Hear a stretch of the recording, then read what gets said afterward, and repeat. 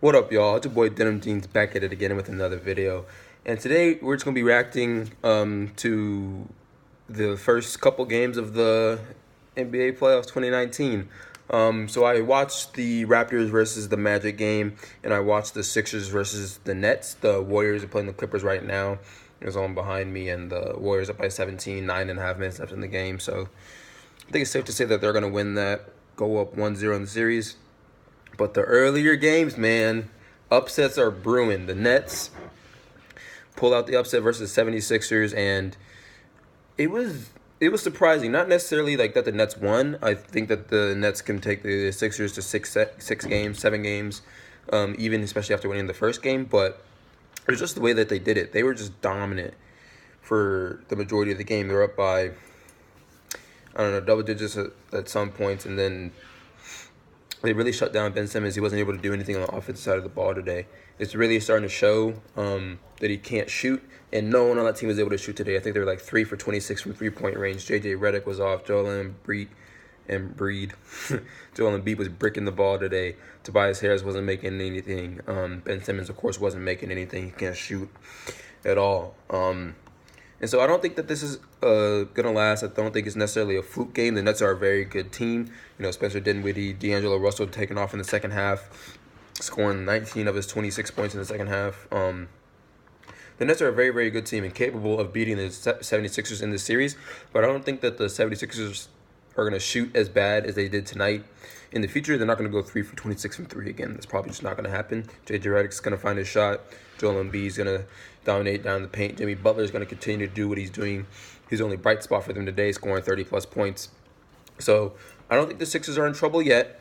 But if they do lose at home again, we might see the Nets in the second round. So they need to go figure out what was wrong in the first game today, which was just their shooting today. They just couldn't knock down any threes, which is a big part of their game. So they knocked down some threes next game, which I think they will. Today was just a slump. They'll be fine. Tied up 1-1. Take it back to Brooklyn. Side note: Joel Embiid on the bench with Amir Johnson with the telephone. I don't really think it's that big of a deal, especially if the story was true that he was just checking up on his daughter. You know, family first, family always. That's probably the most important thing to him, and it's definitely the most important thing to me. So I really don't think it's that big of a deal. I know he got a fine for it. He'd probably just pay the fine. It'd probably be trivial to what he makes anyway, and then they'll move on.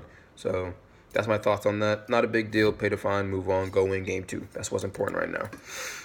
Magic versus the Raptors. DJ Augustine's trying to get that contract, yo. He's trying to get paid because, let me tell you, people have been talking about the Magic for years, saying they need to get a good point guard, because they have a Fournier shooting guard who's a certified bucket. They got Aaron Gordon down low along with Vucevic, and so they have a good backcourt, you know, in Aaron Gordon and Nikola Vucevic. Especially offensively. And then, you know, they have Evan Fournier that can score for them. But the point guard position, they've never had someone that's really good at facilitating, someone that's really good at scoring, someone that's like you consider a star or all-star caliber, or even a really good starting point guard. But DJ Augustine, man, he went off tonight. 25 points. Really out of nowhere, man. Kawhi Leonard was trying to do his thing. But DJ Augustine definitely took the point guard bow today. Kyle Lowry putting up a whopping goose egg, 0 points today, which can't happen again. The Raptors are supposed to be a different team this year. It's supposed to be better in the playoffs. Supposed to shake the curse of not winning game 1s, but they can't.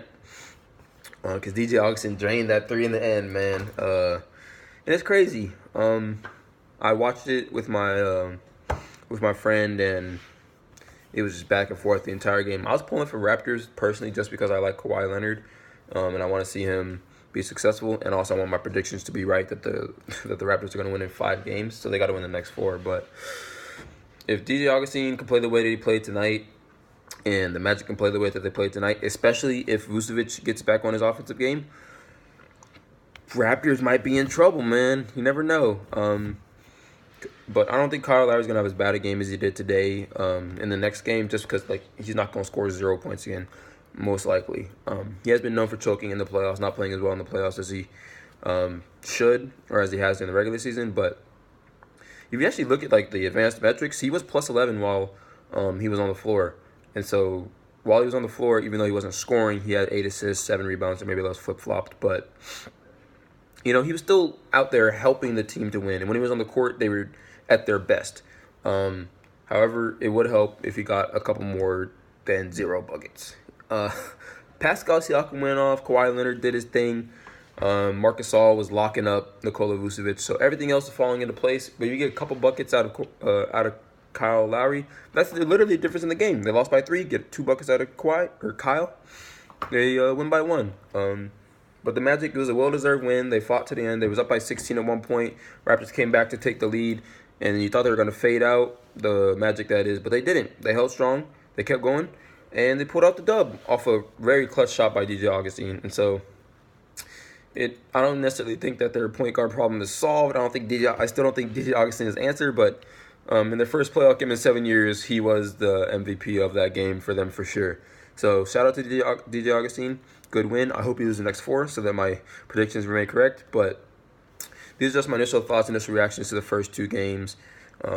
Warriors are probably going to win this game, so that's as expected. I'm going to watch the Spurs and Nuggets game tonight, see what happens with that. Pulling for the Spurs. I kind of contradicted myself now because I predict the Nuggets to win in 6, I think. But I like the Spurs. I like Popovich, and I want DeMar DeRozan to have some success in the playoffs. I want the Thunder to make it to the finals, though, versus Celtics, just because I think that would be dope to see Kyrie versus Russell Westbrook. I think that'd be cool, just cool to watch. But let me know what you guys think of the first 2-3 games that have gone on today.